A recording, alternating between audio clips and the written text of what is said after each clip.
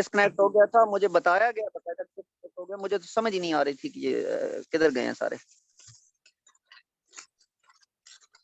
Sir continue करें, hello, meeting on है, अच्छा अच्छा, कंटिन्यू करें, रिकॉर्डिंग भी ऑन है। सेकंड पार्ट हम फोनेटिक और फोनोलॉजी की तरफ जा रहे हैं। ऑलराइट। अच्छा, I was talking about voicing. तो वॉइसिंग का बुनियादी चीज जो है वाइब्रेशन होती है वोकल कॉर्ड्स के अंदर, और साइंसदान जो है वो कहते हैं कि अप्रोक्सीमेटली, 100% हम उसको नहीं चेक कर सकते, कि जो वाइब्रेशन होती है वोकल कॉर्ड्स में जब हवा जो है, साउंड जो है वो आपके गले से निकलती है, तो it is called approximately 800 times पर सेकंड वाइब्रेट करते हैं। ठीक है। सो बेसिकली वॉइसिंग का जो है, यानी किसी भी साउंड का वॉइस्ड या वॉइसलेस होना जो है, वो वोकल कॉर्ड्स की वाइब्रेशन पे डिपेंड करता है। If they vibrate, the sound will be called voiced and the rest of the sounds will be called voiceless. तो जितने वॉल्स हैं वो सारे के सारे वॉइस्ड हैं, all the vowels are voiced, याद रखें। और जो कॉन्सोनेंट्स हैं उनमें some of them are voiced and some others are voiceless. For example, पा जो है ये वॉइसलेस है और बा जो है ये वॉइस्ड है। इस तरह ठा जो है ये वॉइसलेस है, डा जो है ये वॉइस्ड है। ठीक है जी। इसका क्वेश्चन अक्सर जो है वो आ सकता है आपको पेपर में, कि कोई भी एक वो कहेंगे कि अफ्रिकेट साउंड लिख देंगे, नीचे एक्सप्लेन कर देंगे कि ये जो है अफ्रिकेट साउंड की जो क्वालिटीज लिख देंगे। ठीक है। फॉर एग्जांपल अफ्रिकेट लिख के नीचे वो लिख देते हैं कि उसमें लैटरल की बता देते हैं, नीचे जो है वो बाइलेबियल की बता देते हैं, या अप्रोक्सीमेट बता देते हैं। तो आपको पता होना चाहिए कि कोई भी बाइलेबियल या लैटरल या प्लोसिव, यानी प्लेस और मैनर के हवाले से, कि कोई भी साउंड जो है, अगर हम कहते हैं ठा साउंड, तो आपको पता होना चाहिए प्लेस एल्वियलर है, और मैनर जो है प्लोसिव है, और वॉइसिंग जो है वॉइसलेस।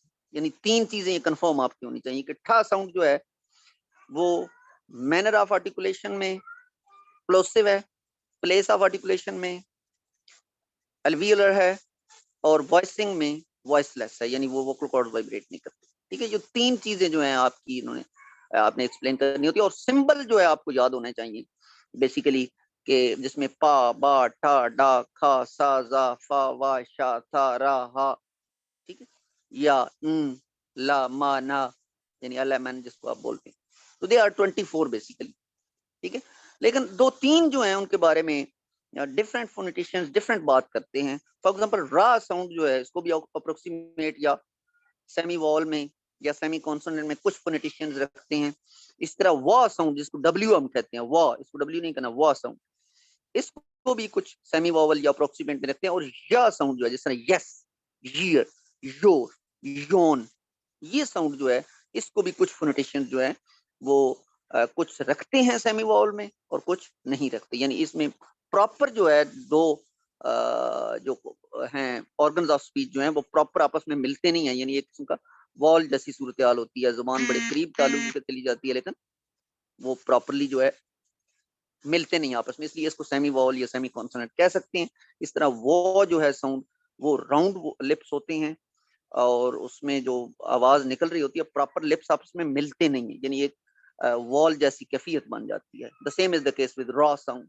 रा रा एक बिल्कुल जुबान करीब जाती है, लेकिन थोड़ा बहुत, यानी आप टच करने के हवाले से करती है, लेकिन सम टाइम वो टच नहीं करती, स्पेशली जब नेटिव स्पीकर बोलते हैं। तो इसको भी अप्रोक्सीमेट या सेमी वॉल कह सकते हैं इसको। ठीक है जी। तीन ये चीजें। Now move towards the other aspects of phonetics and phonology, which is stress, syllable, intonation, and so on and so forth. So what is stress and what are types of stress? Anyone? Do you know something about stress, Safdar Sahab? Slide भी वो share करें जरा, stress वाली निकालें। Yes, sir. I have opened the slide, and stress is that when we pronounce a sound with stress. I may say there may be other synonyms, but prominence you make, अब आपने लिखना है ना इसके बारे में, and ये when we prominence do not, yes, prominence, okay, जब किसी मैम भी सिलेबल को हम प्रोमिनेंस देते हैं तो वो स्ट्रेस होती है, या स्ट्रेस के जरिए से हम प्रोमिनेंस देते हैं। किसी भी सिलेबल के अंदर जब हम स्ट्रेस देते हैं तो वो 3-4 लेवल तक चले जाते हैं, लेकिन 3 लेवल समझना आपके लिए काफी है। प्राइमरी स्ट्रेस, सेकेंडरी स्ट्रेस और टर्शियरी स्ट्रेस। ठीक है, चौथा भी लेवल है लेकिन उसकी जरूरत नहीं है समझने, इतना भी इस्तेमाल नहीं होता। इवन सिर्फ प्राइमरी स्ट्रेस तक हम रहते हैं, जो मास्टर लेवल तक हम पढ़ते हैं। लेकिन सेकेंडरी भी अगर माइन्यूटली पीएचडी आप उसमें करते हैं तो साहब जरा सेकेंडरी पे भी बात होती है लैब्स के अंदर, फिर टर्शियरी पे भी होती है लैब्स के अंदर, क्योंकि ये जनरली वॉइस जो है कैप्चर नहीं हो सकती हमारे आम जो है कॉमन एटमॉस्फेयर में नहीं हो सकती, ये लैब्स की बात है। ठीक है, लेकिन कम से कम आपको पता होना चाहिए कि ये प्राइमरी भी होती है, सेकेंडरी भी होती है और टर्शियरी भी होती है। और स्ट्रेस जो है ये शिफ्ट भी होती है सिचुएशन के साथ साथ। ठीक है, एक तो स्ट्रेस आपको पता होना चाहिए, if you give prominence to any syllable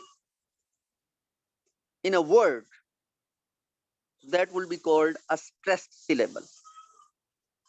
And if you give prominence to a word in a sentence, that word be called a stressed word. ठीक है, अब शिफ्ट कैसे होती है? फॉर एग्जाम्पल एक वर्ड है absent. The stress is on the first syllable when it is an adjective. जब ये adjective pronounce होता है तो ये absent होगा. The stress will be on the first syllable.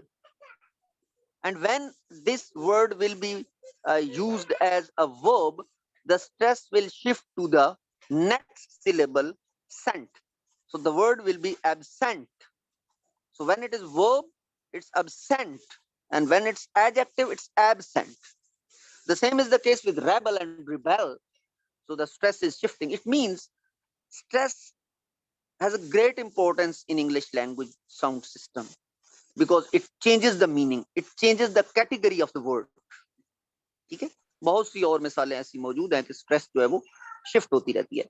दूसरा, एक ही वर्ड वो वर्ब है और वर्ब से बाद फिर नाउन बन गया है तो वो स्ट्रेस चेंज हो सकती है, एडजेक्टिव बन गया तो स्ट्रेस चेंज हो सकती है। अब वजह क्या है? Can anyone tell me why stress is needed, why we can't speak properly without stress, what is the importance of stress in English language? क्या वजह है स्ट्रेस जरूरी है? सर अगर हम स्ट्रेस नहीं करेंगे या अनस्ट्रेस नहीं करेंगे तो साउंड में डिफरेंशिएशन नहीं कर सकेंगे। I think so. What is the basic reason कि इंग्लिश में होती है, उर्दू में इस तरह नहीं होती। हम ऐसे तो नहीं कहते उर्दू में कि जब हम बाजार गोश्त लेने जा रहे थे, ऐसे नहीं कहते, ऐसे नहीं कहते। इंग्लिश में ऐसे कहते when we were going to bazaar. Yes sir. What is the reason? Technical reason spelling same होते हैं इसलिए। नहीं नहीं, नो एक टेक्निकल रीजन है, टेक्निकल टर्म है, तो सुन ले please. English is a stress timed language but Urdu is a syllable timed language. ये टेक्निकल टर्म है, याद रखना, जिसकी वजह से, because Urdu is a stress timed language, याद रखें, and English is a syllable timed language. Urdu stress time language नहीं है, उर्दू सिलेबल टाइम लैंग्वेज है, वो सिलेबल पे फोकस करती है, सिलेबल ठीक होना चाहिए। इसका स्ट्रेस है, स्ट्रेस चेंज कर देती है मीनिंग। गो कि उर्दू में भी स्ट्रेस बाद सिचुएशन में जब हम जोर देते हैं किसी बात पर तो करते हैं, but technically speaking Urdu stress time language नहीं है, but on the contrary English is a stress time language, इसलिए वहां पर स्ट्रेस बहुत जरूरी है। कि बुनियादी कुछ चीज मैंने स्ट्रेस के बारे में आपको बता दी। साहब डिटेल में जाएंगे तो सिर्फ एक स्ट्रेस पे हम घंटा डिस्कस कर सकते हैं, बट इतना आपके लिए, आप क्या समझते हैं कुछ चीज है मजीद डिस्कस करने में स्ट्रेस की, या मैं आगे चलूं? और याद रखें जो प्राइमरी स्ट्रेस होती है वो किसी भी सिलेबल जो स्ट्रेस हम कर रहे हैं उसके ऊपर शुरू में होती है, ठीक है, और जो सेकेंडरी होती है वो नीचे होती है, ठीक है, और टर्शियरी भी। लेकिन जब आपने स्ट्रेस देनी है, याद रखें कि आप स्पेलिंग्स के ऊपर स्ट्रेस नहीं दे सकते, ये गलत किया जाता है। जब भी हम एग्जांपल देते हैं स्टूडेंट को स्पेलिंग के ऊपर स्ट्रेस देते हैं, नो, स्ट्रेस देने के लिए first you need to transcribe them. Transcribe करना तो समझते हैं ना, यानी उनको फोनीमिक सिंबल में लिखना है। किस में लिखना है? फोनीमिक सिंबल में। अब मैंने फोनेटिक सिंबल में नहीं कहा, मैंने फोनीमिक सिंबल में कहा है। So what is difference between phonemic symbols and phonetic symbols?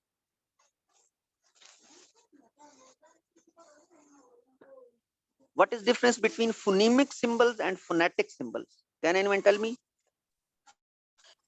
Sir जो फोनीमिक होते हैं वो सिंपली हम जो अल्फाबेट्स के डिस्क्रिप्शन कर रहे होते हैं, और जो सेकंड आपने नेम लिया है उसको हम जैसे हम Phonetic. शुआ साउंड, जी शुआ हो गई, Anyone वेज else? हो गई। Anyone else? सफदर साहब, आपके नोटिस में कोई है फोनीमिक सिंबल और फोनेटिक सिंबल के डिफरेंस? सर फोनेटिक सिंबल जो है उसको एक वो जो वर्टिकल लाइन से दोनों तरफ उसे वो होती है हाँ, उसके वो क्या सिंबल होती के। है वर्टिकल लाइन? नहीं ना, आपने उलट कह दिया, उलट कह रहे हैं, सीधा करें। ये फोनेटिक साउंड के, और फोनीमिक साउंड के आसपास जो है ना वो एक स्लैश होती है।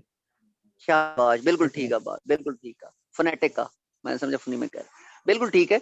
उसकी रीजन क्या होती है, क्यों उसको कहते हैं? वो तो स्लैशेस तो ऐसी आ गई, कहते हैं इसको क्यों है फोनेटिक? क्यों डिफरेंशिएट किया गया? ये नहीं पता सर, ये काइंडली अच्छा, मुझे भी नहीं सुन पता लें, इसका। सुन लें। ये जो आप स्क्वायर ब्रैकेट्स में आपने कहा ना सीधी डालते हैं, स्क्वायर ब्रैकेट या सीधी वर्टिकल वो डाल देते हैं, ये फोनेटिक होती हैं और उसको कहते हैं नैरो ट्रांसक्रिप्शन। क्या कहेंगे? Narrow transcription. और जो होगी ना ये इसको क्या कहते हैं? एलिप्सिस कहते हैं, स्लैशेस इसमें लिखते हैं जो थोड़ी सी टेढ़ी होती हैं, एलिप्सिस जो होती हैं, इसको क्या कहेंगे? स्लैश ही कहते हैं, क्या कहते हैं? स्लैश। स्लैश के ही अंदर कहते जो हैं होगी सर। स्लैश के अंदर जो होगी वो फोनीमिक होगी और वो ब्रॉड होगी। ये भी टर्म आ जाती है, याद रखें, ये अक्सर पेपर में भी इस तरह क्वेश्चन आ जाता है कि ब्रॉड ट्रांसक्रिप्शन और नैरो ट्रांसक्रिप्शन, या फोनीमिक ट्रांसक्रिप्शन या फोनेटिक ट्रांसक्रिप्शन, या फोनीमिक ट्रांसक्रिप्शन या एलोफोनिक ट्रांसक्रिप्शन। ठीक है, इनके दो तीन हवाले से इनको डिफरेंट किया जाता है, याद रखें। पहले मैं फोनीम को एक्सप्लेन करता हूं, तब आपको ये समझ आएगी। अच्छा, what is difference between phoneme and allophone?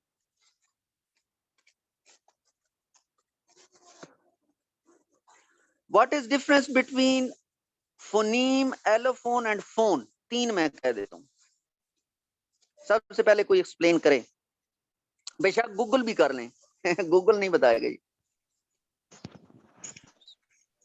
Sir, it is given in the slide which I have opened. ठीक है, All उसको एक्सप्लेन पढ़े, अगर दिए definitions हुए तो of मेरे all the सामने तो नहीं है स्लाइड, मुझे नहीं सर पता क्या, फोन की लेकिन आप सर फोन की डेफिनेशन लिखी हुई है as speech sounds. Simple. Phoneme has set of related speech sounds. An allophone is a member of a set of related speech sounds. ठीक है, Allophone इसने is a member थोड़ी of a गड़बड़ phoneme. की है, जहाँ से भी आपने स्लाइड ली है थोड़ी सी गड़बड़ कर गया, पर ये भी एक हवाले से ठीक है, लेकिन टेक्निकली ये समझ लें, फोन एक अम्ब्रेला टर्म है, जनरल है, उसका लैंग्वेज से 100% रिलेशन नहीं है। आप टली बजाते हैं तो फोन वो भी होता है, उसको टेलीफोन क्यों कहते हैं? उसमें लैंग्वेज तो नहीं आ रही होती, ट्रन ट्रन, इसका फोन। फोन जो साउंड है लैंग्वेज की वो भी हो सकती है, और कोई और आवाज भी फोन हो सकती है, याद रखें, any sound can be called a phone. ठीक है, पर्टिकुलर लैंग्वेज की नहीं आप कह सकते कि लैंग्वेज है, बट फोनीम और एलोफोन जो हैं ये टेक्निकली ओनली जो लैंग्वेजेस होती हैं उनकी साउंड जो है वो फोनीम और एलोफोन उनको कहते हैं। अब वो फोनीम और एलोफोन में फर्क क्या है? फोनीम एक साउंड है, एक साउंड, कोई एक साउंड, ठीक है। फॉर एग्जांपल पा, बा, टा, डा, का, या वॉल में आ, ए, ई, उ, ये सारी साउंड्स हैं, फोनीम्स हैं। अब एलोफोन कब होगी? किसी भी साउंड के अंदर, ये गौर से सुन लें सारे स्टूडेंट, ये कॉन्सेप्ट आपका क्लियर हो जाए, किसी भी साउंड की वेरिएशन को एलोफोन कहते हैं। मेंबर आप उधर लिखा हुआ है क्वालिटी, यानी साउंड वो पा ही रहेगी, क्या रहेगी? पा ही रहेगी, लेकिन पा से फा अगर एस्पिरेटेड हो गई है तो फिर एक और एलोफोन बन गई। बात समझ आई? यानी फैट और टैप ये दो डिफरेंट एलोफोन्स हैं।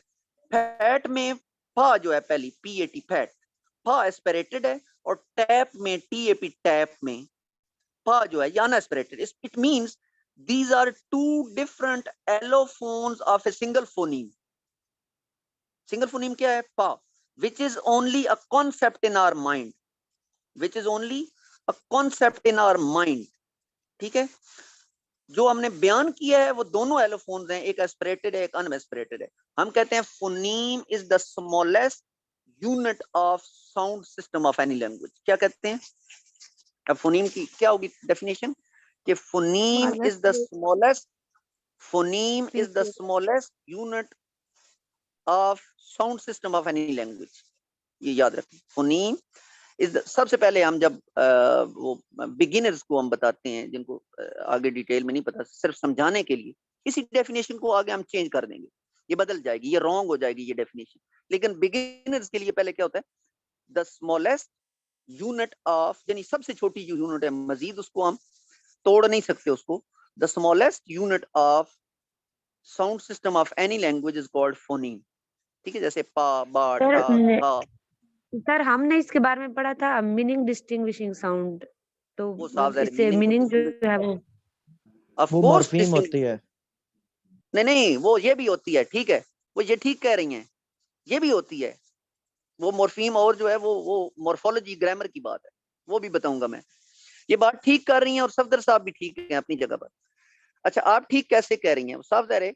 अब देखें, पैट और bat, PAT PAT, BAT bat, यानी एक साउंड हमने चेंज किया और पूरा मीनिंग चेंज हो गया वर्ड का। वो पैट था यानी थपथपाना, और बैट हो गया क्रिकेट जिसके साथ हम खेलते हैं। क्या मीनिंग उसने चेंज, डिस्टिंग्विश कर दिया यानी वर्ड को? कर दिया ना, कर दिया ना डिस्टिंग्विश। ठीक है, वो बात आपकी दुरुस्त हो गई। और इसमें कोई शक नहीं। इसको आगे जब ये आपने जो कंसेप्ट बताया है फैट और कैट का, तो फा और का लगने से इसको आगे वो मिनिमल पेयर्स में भी और सेट्स में भी एग्जैक्टली राइट, बिल्कुल ठीक आप बता रही हैं, आपको कंसेप्ट बिल्कुल ठीक बता रही हैं। बट ये याद रखें कि जो आपने बैट कहा है, क्या बैट को मजीद देखें, बैट को तो आपने तोड़ लिया, बा, ए, टा, तीन में तोड़ लिया ना, स्मॉलेस्ट यूनिट कर दी। ठीक है, मैंने कहा था द स्मॉलेस्ट यानी सबसे छोटी, उसको मजीद ब्रेक नहीं किया जा सकता। आप बा को ब्रेक करें खबला, कर सकते हैं? नहीं कर सकते ना, नहीं कर सकते ना, बा को नहीं मजीद ब्रेक नहीं कर सकते हैं। That's why it's called the smallest. अगर मजीद ब्रेक करेंगे तो वो फोनीम नहीं रहेगी। ठीक है, इसलिए इसको कहते हैं the smallest unit of sound system of an language. ठीक है, सर इसमें और जो वो भी बात आप, इसका मतलब फिर सर एक क्वेश्चन है जी, इसमें फिर जो भी लेटर है, यानी कि एक भी कोई भी साउंड है, एक लेटर जो भी होगा वो एक साउंड है, फोनीम है। नहीं, देखें, ये फिर एक नया कॉन्सेप्ट आपने छेड़ा है जो फिर टाइम लेगा। लेकिन letter is a different story and sound is a different story, ये याद रखिएगा। मैंने बड़े शुरू में बताया था कि लैंग्वेज के अंदर जो प्रॉब्लम खड़ा हुआ था बेसिकली कि लेटर्स और थे और उनको बोला और जाता था। ठीक है, इसीलिए तो ये साउंड सिस्टम बनाया गया, इंटरनेशनल फोनेटिक एसोसिएशन बनाई गई, फिर इंटरनेशनल फोनेटिक अल्फाबेट बनाया गया। ऐसा नहीं है, letter is a different story, sound is a different story, याद रखें। और जरूरी नहीं है कि एक लेटर हर दफा एक ही साउंड दे, ऐसा नहीं है। मिसाल के तौर पर BAT बैट है, ठीक है, लेकिन AS के आस्क है, आ हो गया, बात समझ आई ना? वो लेटर तो ए ही है लेकिन साउंड डिफरेंट हो गई। ठीक है, साउंड डिफरेंट हो गई ना, लेटर तो ए है। अगर लेटर की बात करते हैं जहां एक लेटर होगा, ऐसा नहीं। फिर देखें थ्रू, THROUGH, यहाँ GH तो प्रोनाउंस ही नहीं हो रहा है, लेटर तो मौजूद है, लेटर तो GH है, लेकिन साउंड सिर्फ ऊ, एक वॉल है, आर के बाद OUGH, 4 लेटर्स हैं, 4 लेटर्स हैं, बट साउंड कितनी है? सिर्फ एक वॉल है, थ्रू। TH 2 लेटर्स हैं, साउंड कितनी है? एक, था। Got it? So there is a yawning gap between spellings and pronunciation, especially English language. तो बहुत बड़ा गैप है, बहुत बड़ा एक ये टॉपिक है, ये तो स्पेलिंग्स और प्रोनाउंसिएशन का इंग्लिश। तो इसलिए कभी भी लेटर्स को इसीलिए ये ट्रेडिशनली कहा करते थे ए ई आई ओ यू 5 वॉल्स हैं, ऐसा नहीं है, ए ई आई ओ यू वॉल्स नहीं है, क्योंकि इनकी शक्ल जो है ये ज्यादातर यहाँ ही वॉल आते हैं जहाँ ये होते हैं, इसकी इनको उनसे मैच कर दिया गया। हालांकि वॉल जो हैं उनका कोई कंसर्न लेटर से नहीं होता, उनका कंसर्न साउंड से होता है। जिस तरह जी एच होने के बावजूद भी वहाँ वॉल है, कॉन्सोनेंट तो नहीं है। सुन रहे हैं आप मेरी बात? Yes sir, yes. कॉन्सेप्ट कुछ क्लियर हुआ कि लेटर और चीज है और फोनीम और चीज। बिल्कुल सर, बिल्कुल सर। अच्छा आगे चलते हैं, कौन सा कॉन्सेप्ट हम डिस्कस कर रहे थे इससे पहले? I forgot it. Phoneme sir, phoneme. Phoneme. अच्छा, what is difference between phoneme and allophone? याद रखें, पहले तो हमने कहा था स्मॉलेस्ट या डिस्टिंग्विश यूनिट, जो आप कह रहे थे डिस्टिंग्विश कर देती है वो एक वर्ड को दूसरे वर्ड से, ठीक है, पैट और बैट की हमने एग्जांपल दी। लेकिन फिर हम जब एलोफोन पर जाते हैं, एलोफोन अब क्या देंगे डेफिनेशन एलोफोन की? The variation in a single phoneme is called allophone, or all the variations of a single phoneme are called allophones. किसी एक फोनीम की जितनी वेरिएशंस होंगी, किसी एक फोनीम की, फोनीम वही रहेगी, वो सारी एलोफोन्स होंगी। फॉर एग्जांपल किस किस हवाले से हम एलोफोन बना सकते हैं एक साउंड को? फॉर एग्जांपल एक कॉन्सोनेंट कहते हैं, ठीक है। अब पा साउंड जो है, पा, ये चूंकि है बाइलेबियल है और प्लोसिव है और वॉइसलेस है, ठीक। अगर तो ये अनएस्पिरेटेड है तो एक अलग एलोफोन होगी, फा, वो सी फा साउंड की, जो हमारे माइंड में कॉन्सेप्ट है साउंड का। This is only in mind, phoneme exist ही नहीं कर सकती, याद रखिए। अब मैं पहला जो मैंने आपको बताया था ना, जो स्मॉलेस्ट यूनिट ऑफ साउंड है, उसको, उस तारीफ को, उस डेफिनेशन को मैं ब्रेक कर रहा हूं और नई डेफिनेशन दे रहा हूं कि you can not right a phoneme, ठीक है। जो हम लिखते हैं, यानी ये एक कॉन्सेप्ट हम उसका दे रहे होते हैं, कॉन्सेप्ट लिख रहे होते हैं। अब जब भी बोलते हैं, अब जब भी मुंह से बोलते हैं कोई फोनीम, तो वो फोनीम नहीं होती, याद रखें, हमेशा एलोफोन होती है। जब तक हमारे माइंड में थी वो फोनीम थी, concept of P for example. जब अब भी आपने बोला है तो वो कोई ना कोई एलोफोन है, या एस्पिरेटेड है या अनएस्पिरेटेड है, ठीक है, या वो जो है वो लॉन्ग है या शॉर्ट है, यानी कोई एक जो है वेरिएशन उसकी हम फिजिकल जब भी रिप्रेजेंट करेंगे, हम फिजिकली उसको बोलेंगे, तो तब वो कोई ना कोई एलोफोन होगी, उसी फोनीम की कोई ना कोई मेंबर होगा। गॉट द आइडिया और नॉट? समझ आई है या नहीं आई? यानी जब भी हम लिखते हैं, या उसको एस्पिरेटेड लिखेंगे या अनएस्पिरेटेड लिखेंगे, तो वो कोई ना कोई एलोफोन होगी। जो कॉन्सेप्ट है वो तो सिर्फ माइंड में हमारा कि पी है, पा साउंड है। अब बात आप कर रहे थे वो नैरो और ब्रॉड की, तो जब भी हम एलोफोनिक, यानी उसको शो करने के लिए, अब ये बताने के लिए होता है, जब भी हम बोलते हैं वो तो हमेशा ही एलोफोन्स होती है, ये याद रखें। जब हम मुंह से प्रोनाउंस कर रहे होते हैं तो हमेशा एलोफोन भी होते हैं, कभी फोनीम नहीं मुंह से निकलती, क्योंकि कोई ना कोई उसकी वेरिएशन होती है। समझ आ गई बात की?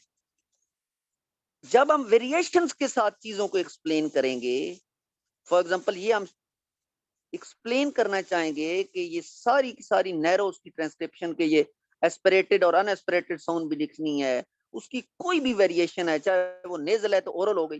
फॉर एग्जांपल ए साउंड जो है, एक और मैं एग्जांपल दे देता हूँ, ए, ये सिर्फ कॉन्सोनेंट्स की नहीं होती, याद रखें, ये एलोफोन्स, ये वॉल्स की भी होती हैं। मसलन ए जो है, ए जो है, ये ओरल है या नेजल है? ए साउंड, बैट, कैट, फैट, ये ओरल साउंड है। लेकिन एंट जब हम कहते हैं, एंट, चींटी, तो वही ए जो है ये ए हो जाती है, यानी एक ओरल साउंड जो है वो नेजल हो गई है ना साउंड की वजह से। जो फॉलोइंग साउंड है उसने इफेक्ट किया है प्रीसीडिंग साउंड पर और उसको ओरल से नेजल साउंड बना दिया, तो साफ ज़ाहिर ये एक एलोफोन हो गई, ए कॉन्सोनेंट, ए वॉवल की। तो जब हम एलोफोनिक ट्रांसक्रिप्शन लिखते हैं या जब हम फोनेटिक ट्रांसक्रिप्शन रखते हैं, जब हम नैरो ट्रांसक्रिप्शन लिखते हैं जो टोटल वर्टिकल्स होती हैं, तो उसमें हमने उनकी एलोफोनिक एक्सप्लेनेशन भी करनी होती है, खासतौर पे कॉन्सोनेंट्स।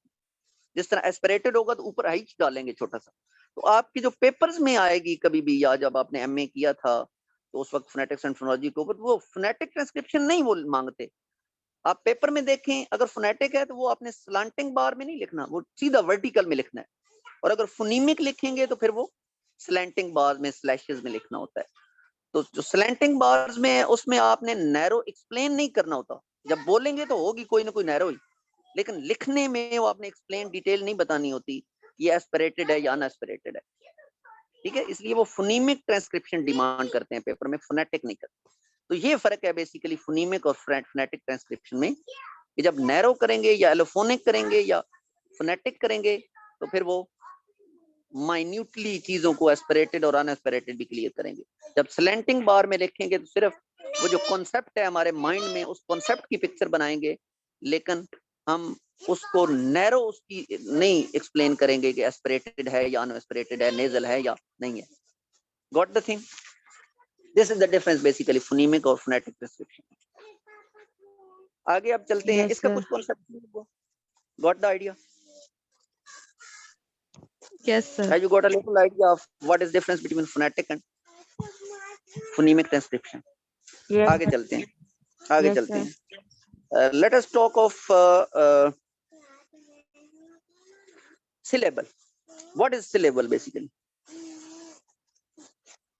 अगर मैं आपसे कहता हूँ कि डेफिनेशन आपको कोई लिखें या व्हाइट बोर्ड पर लिखें, what is syllable, तो आप क्या कहेंगे? जी बेटा, what is syllable? Any student? The syllable is a set of vowel or consonant sound or vowel-like sound. Excuse me, sir. Ji Excuse me, sir. जी जी, मैं सुन रहा हूँ आपकी बात। Sir, syllable actually contains vowel or vowel-like sounds. और जहाँ पर हमारी जो टंग है वो vowel के साथ मूव कर रही होगी तो हम कहेंगे कि इस वर्ड में इतने syllables हैं। वेरी गुड, याद रखें, बिल्कुल ठीक आपने बयान किया है। याद रखें, किसी भी सिलेबल का जो है न्यूक्लियस है वो वॉल होता है।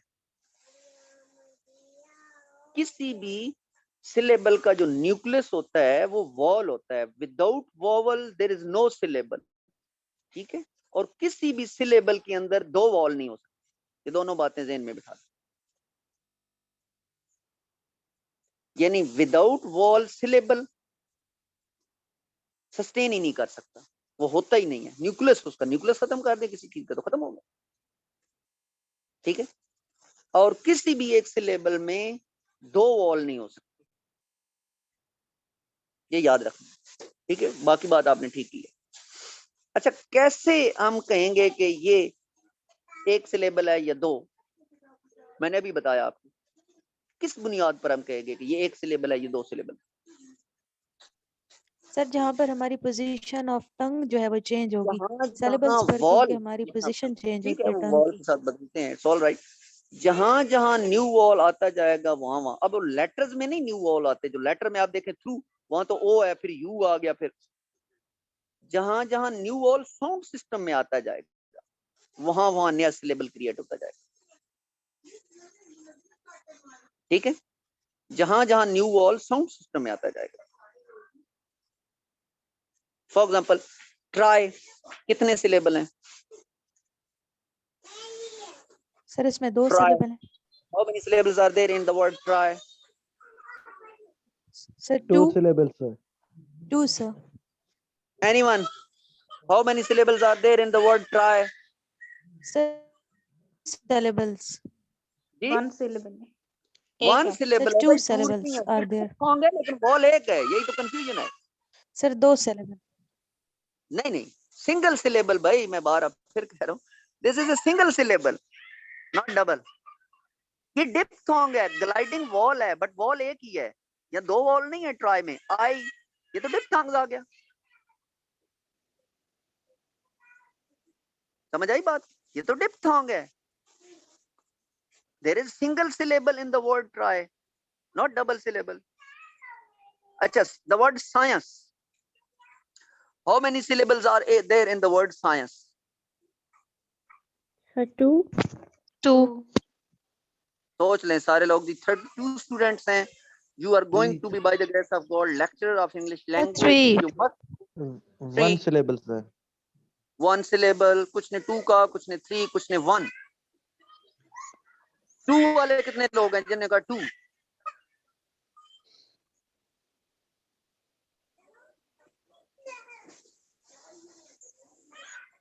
Most of the students accept that these are 2 syllables or not? 3 sir. 3, 2 or 1? 3 3. syllables. Three Sir, three 3 vowels are there. अच्छा 1 किसने Three कहा 1? vowels. Who called it 1? Safdar Ali sir. Safdar साहब ने कहा है। सफदर जी साहब सर। जी आपने सर, कहा, मैंने आपने कहा। ठीक फरमाया, आपने बजा फरमाया। What is the reason behind it कि यहाँ मैंने कहा साइंस, कितनी ग्लाइडें आई हैं, एक स्टूडेंट ग्लाइड का कह रही, बहुत ज्यादा ग्लाइड्स आई हैं, तो why it is one syllable science? What is the reason कि यहाँ इतनी ग्लाइड्स के बावजूद Sir, सिंगल सिलेबल है? What is the one reason? vowel. There is only Single one syllable. vowel sound in the middle of the word. यार science single कैसे है? Sir वो ट्रिफ्थॉन्ग हो गया ना। वेरी गुड, ट्रिफ्थॉन्ग्स हो गया जी। ये भाई सिंगल है स्टूडेंट्स, बेटा ये सिंगल सिलेबल है और सिंगल वॉल इसमें यूज हो रहा है। साइंस, आयंस, ये साइंस वर्ड नहीं होता, ये साइंस नहीं होता, साइंस होता है, साइंस। ठीक है, सो देयर इज ट्रिफ्थॉन्ग। ठीक है, 5 ट्रिफ्थॉन्ग्स भी हैं जो कि कम ही उसमें कंसिडर किए जाते हैं। 20 वॉल्स के बाद चाहिए तो ये था कि 5 ट्रिफ्थॉन्ग ऐड करके 25 वॉल कर देते, लेकिन उन्होंने कहा जी यही डिप्थॉन्ग से आगे बनते हैं तो उनको शामिल नहीं करते, लेकिन 5 ट्रिफ्थॉन्ग्स भी होते हैं इंग्लिश साउंड सिस्टम में, साइंस उसमें से एक है। तो ये सिंगल सिलेबल है, तो याद रखें, पहले आपको क्लियर होना चाहिए कि ये ट्रिप्थॉन्ग्स बन रहा है या नहीं बन रहा है, और यही तो प्रॉब्लम है। जिस तरह ट्राई में आपने कहा 2 सिलेबल्स हैं या 2 वॉल्स हैं, 2 नहीं है, ग्लाइडिंग वॉल है लेकिन वॉल एक ही है, इसीलिए अगर वॉल एक है तो सिंगल सिलेबल है। इस तरह साइंस में ये ट्रिप्थॉन्ग है और ट्रिप्थॉन्ग एक ही वॉल होता है लेकिन ग्लाइड्स के साथ डबल ग्लाइड होती है उसमें। Got it? अच्छा, हम किसी भी सिलेबल को हम कैसे जो है उसका स्ट्रक्चर डिफाइन करते हैं कि किस चीज से किस तरह सिलेबल बनता है, उसमें किस तरह वॉल होता है, उसको जो शुरू में होता है वो क्या होता है और जो बाद में होता है वो क्या होता है, ठीक है, और दरमियान में जो होता है वो क्या होता है। फॉर एग्जांपल मैं कहता हूँ कि ट्राई में टी आर क्या है, इसका नाम है, बकायदा टर्म है, और आई जो है ये क्या है? सफदर साहब एक्सप्लेन कर सकते हैं? सर फर्स्ट पार्ट जो कंसोनेंट पार्ट होता है उसे ऑनसेट कहा जाता है, और जो उसको फॉलोइंग जो वावल होता है वो एक फर्दर स्ट्रक्चर होता है राइम, लेकिन उसके अंदर फिर 2 पार्ट्स हो जाते हैं। न्यूक्लियस कहेंगे हम वावल साउंड को, और अगर न्यूक्लियस के बाद दोबारा से कंसोनेंट है तो उसे हम कोडा कहेंगे। कोडा कहेंगे, वेल डन।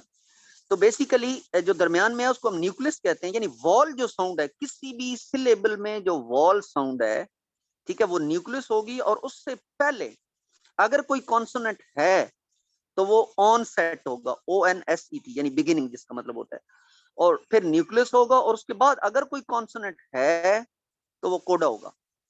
ये मेरी तमाम स्टूडेंट्स से, सफदर साहब आप इसको एक दफा डिफाइन अभी ना कीजिएगा, मैं कहता हूं थ्रू में क्या ऑन सेट है, क्या न्यूक्लियस है और क्या कोडा है। सफदर साहब आपके बगैर, इन द वर्ड थ्रू, अगर वो थ्रू हम कहते हैं और वो क्वेश्चन आता है कि इसमें कोडा क्या है, ऑन सेट क्या है और न्यूक्लियस क्या है, तो आप क्या बताएंगे, क्या न्यूक्लियस है, क्या कोडा है और क्या ऑन सेट है? Through, any student? TH on set है, THR, और वावल OU और कोडा GH। शाबाश। क्या सफदर साहब ऐसे ही है? ये सर ऐसे ही है। नहीं सर ऐसा नहीं है। ऐसा नहीं है ये बड़ा मसला है फिर कैसे है? सर वो लेटर और साउंड की कंफ्यूजन में मेरा ख्याल है अभी तक कुछ बच्चे मुब्तला बताया हैं। कि लेटर अपना डिफाइन करें ना, अब आप डिस्टर्ब हो रहे हैं। क्या है इसमें? साउंड पे क्या बात? फोकस करना है, साउंड पे फोकस करना है। इसमें था और वेरी दो साउंड्स हैं, वेरी गुड, THR वेरी है गुड, वेरी गुड। और टू यहाँ साउंड जो है है, ना सिर्फ इसको न्यूक्लियस। बाउंड्री मार देंगे आप। Two sounds. याद रखें, सिलेबल का ताल्लुक साउंड से होता है, लिखने से नहीं होता, ये याद रखें।